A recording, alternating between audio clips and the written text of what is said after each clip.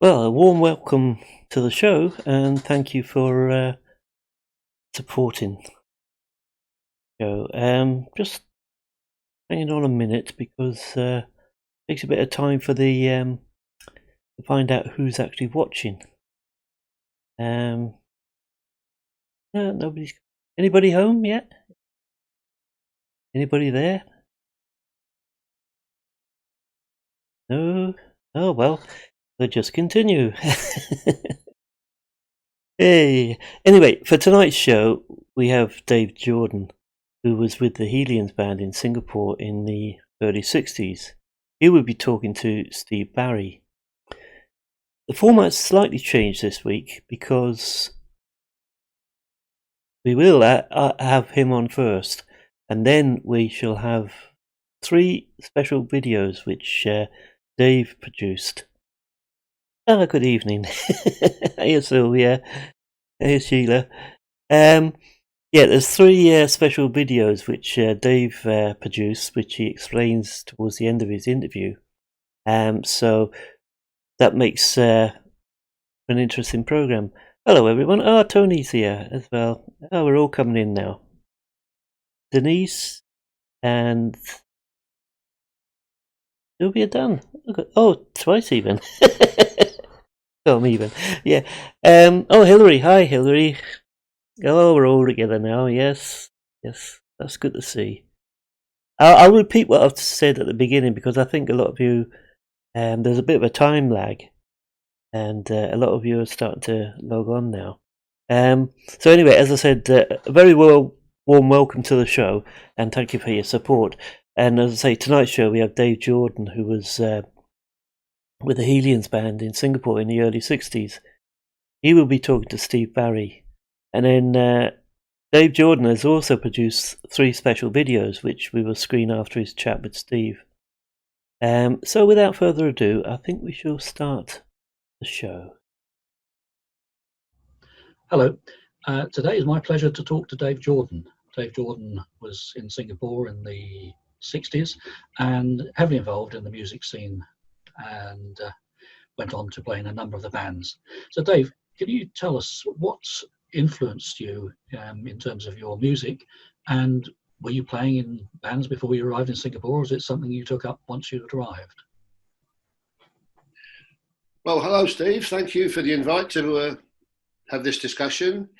So circumstances seeing you this way virtually better than last time, which when we were at Brian Scott's farewell bash up in London, which was, very memorial. So this is a lot more enlightening, I think.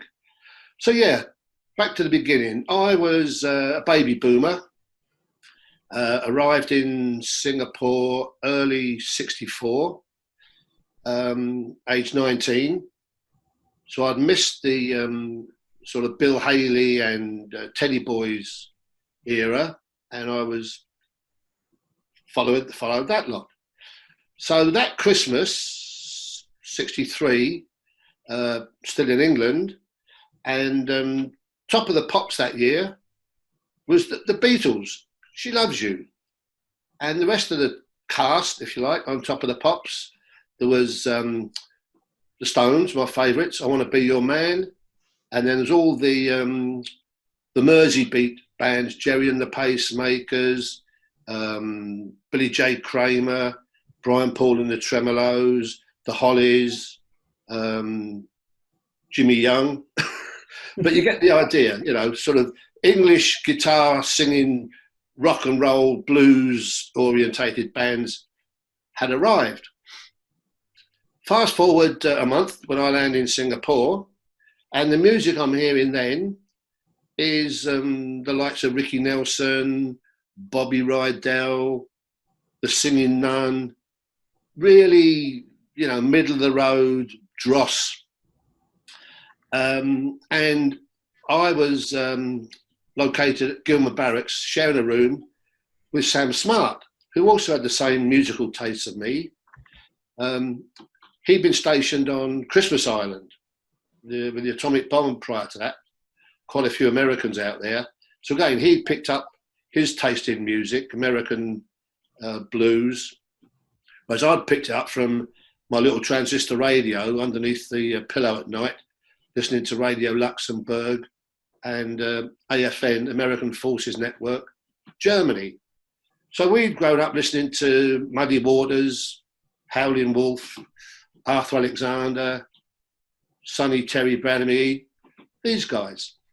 So the likes of Ricky Nelson and Bobby Rydell and all that lot just didn't work for us. And Sam could play the guitar. So we used to sit around of an evening, having spent all our hard-earned wages way too quickly, just messing about musically and wishing we could listen to some of that music. And so we decided to do something about it, form a band. And we were, Gilman Barracks, we had Nobby Clark, who played lead guitar with the Blackbirds, who were sort of Shadows, Cliff Richardy type thing. Ian Smith, who'd been in the Corps of Drums as an army apprentice lad, so he knew how to hit a drum. And Mick Ludlow, who learnt to play bass.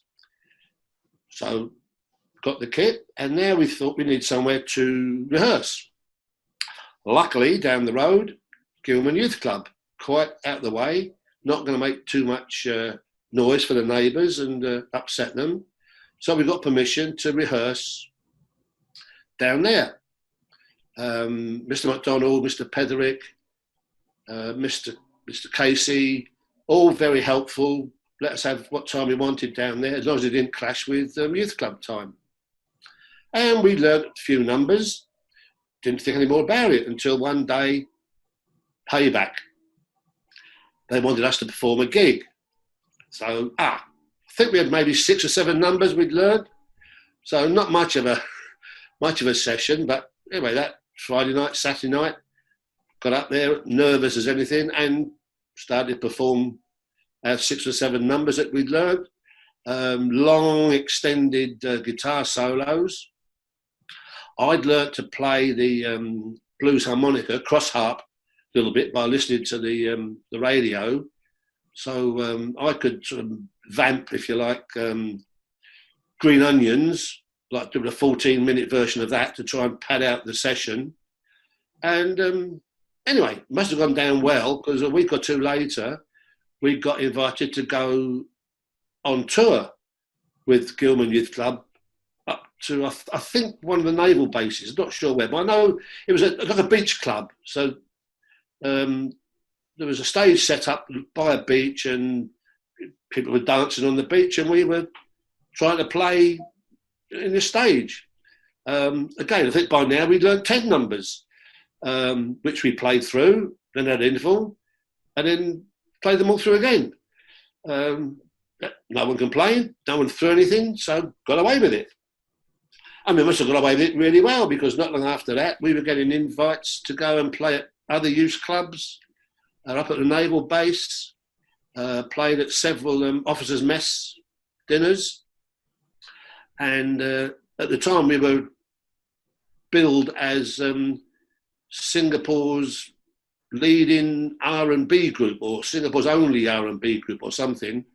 So the folk club decided to invite us, which didn't go down too well, because again, they were thinking they'd be getting something like Sonny Terry and Brownie McGee or Muddy Waters, and what they got was the Kinks and the Rolling Stones.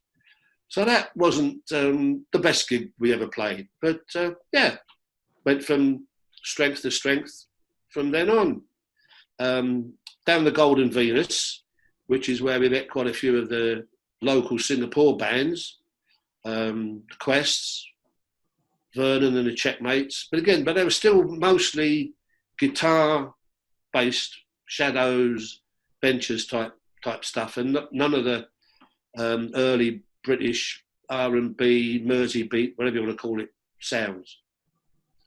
And gradually, other people cottoned on to this. So Mike Byrne came up with the MJB and the Talisman. There was, when the ships were in, there were guys off the boats used to come on with some of the Navy groups.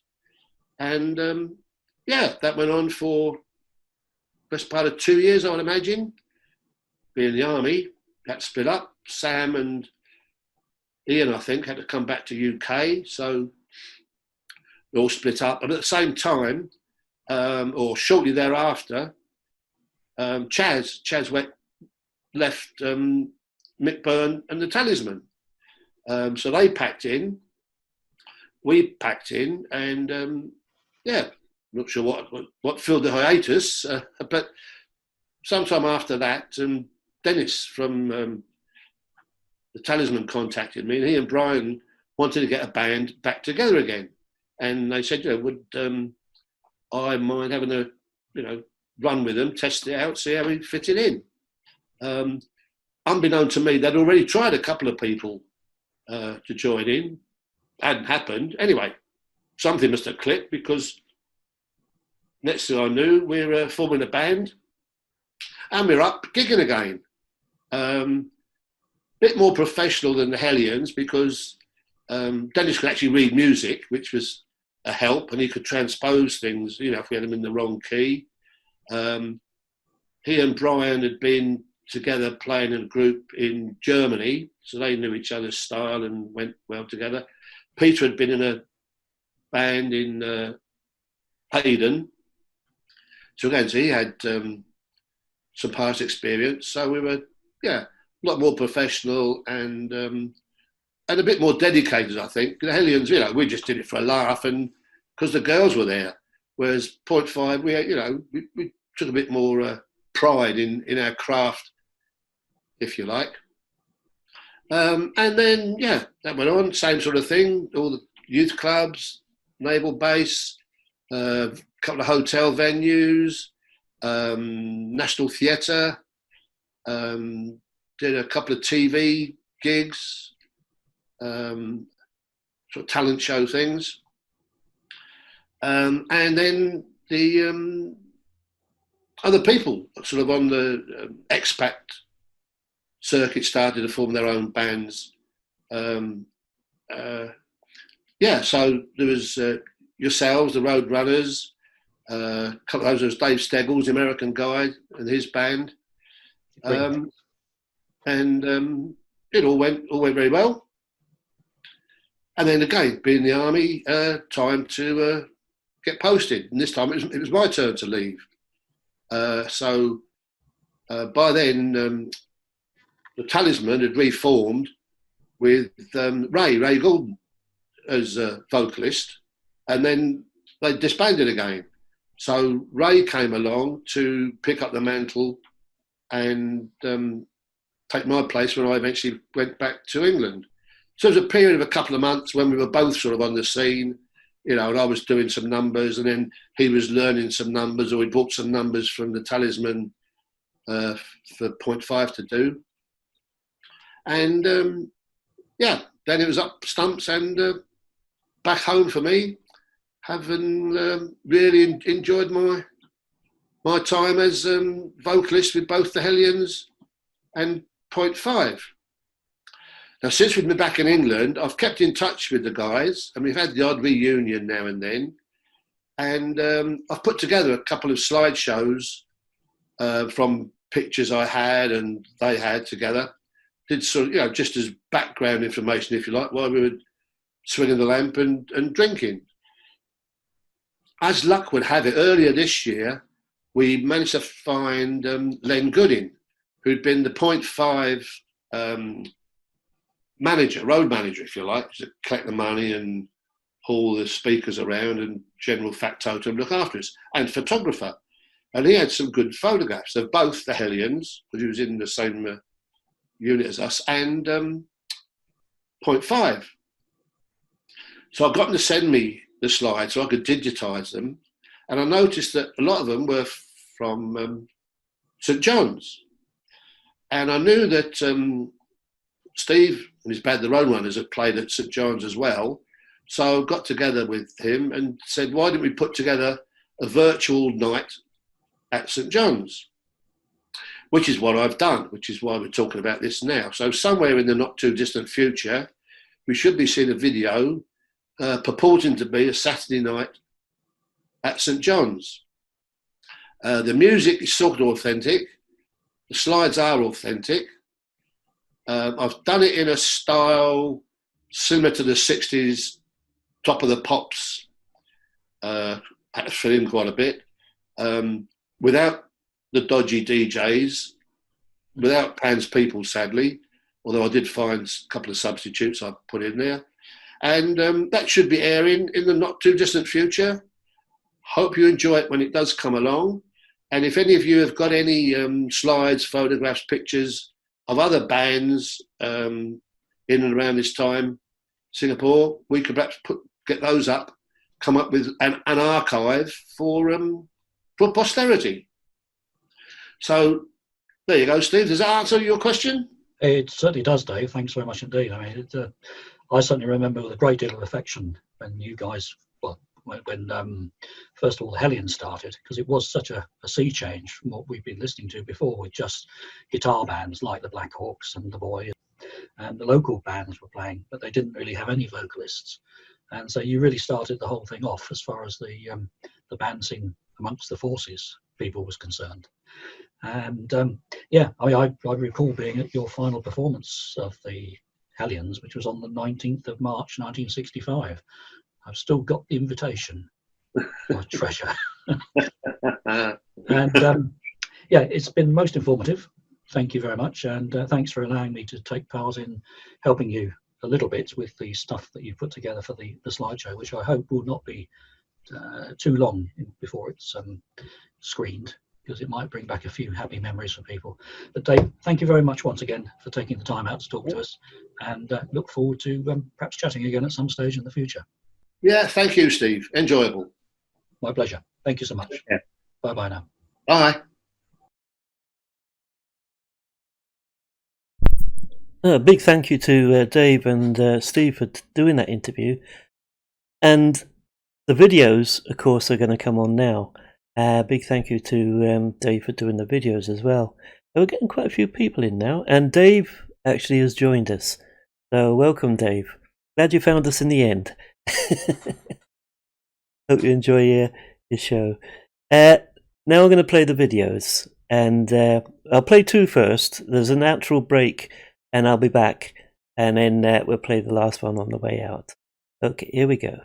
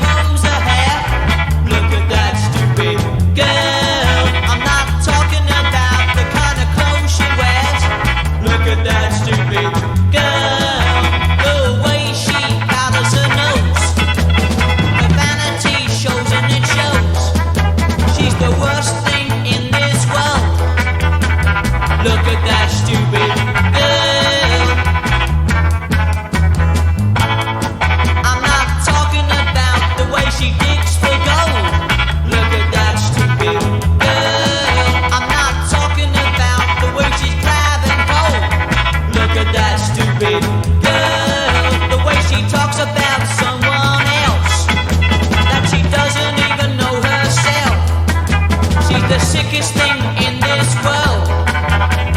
Look at that.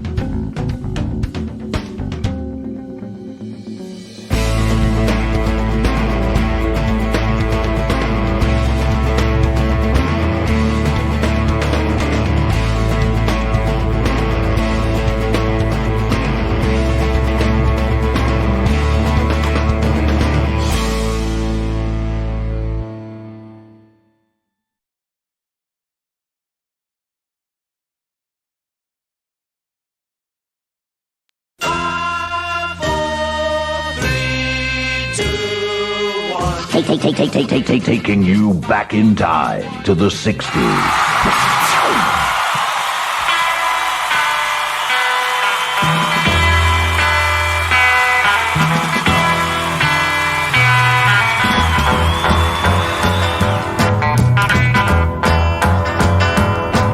Long distance information, give me Memphis, Tennessee. Help me find the body, trying to get in touch with me. She did not leave her number, but I know who placed the call. The phone boy took the message, then he wrote it on the wall.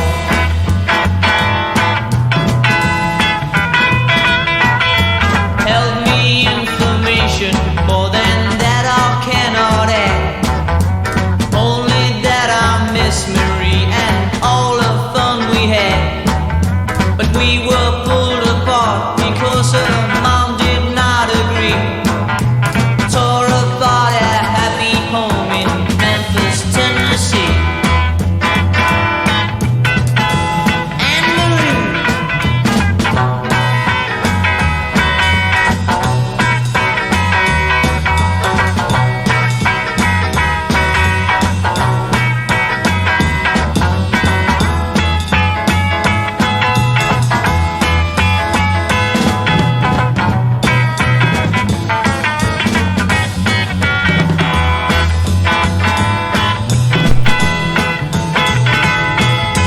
last time I saw Marie, she's waving me goodbye. Hurry home drops on her cheek that trickle from her eye. Marie is only 6 years old. Information, please. Try to put me through to her in Memphis, Tennessee.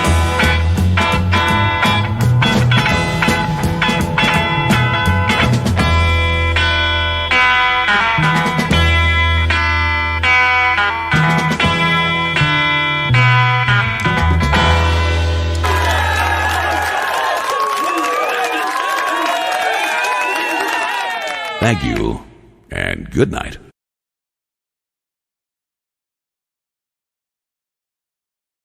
Well, that was brilliant. I'm not sure how we're going to follow that in a fortnight's time. But anyway, we've got one more video to go. But before we go to the last video, again, I'm going to push this. The Royal Naval School badge. There's still some left, so if you or your siblings attended the naval school and would like a badge, send me an email at that address, admin@singers.co.uk. and we'll take it from there. The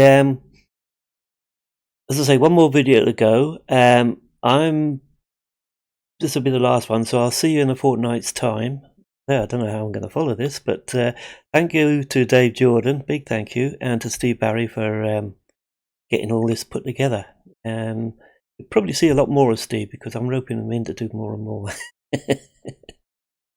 Anyway, here's the last video. 3, 2, 1. Get ready. Let's go!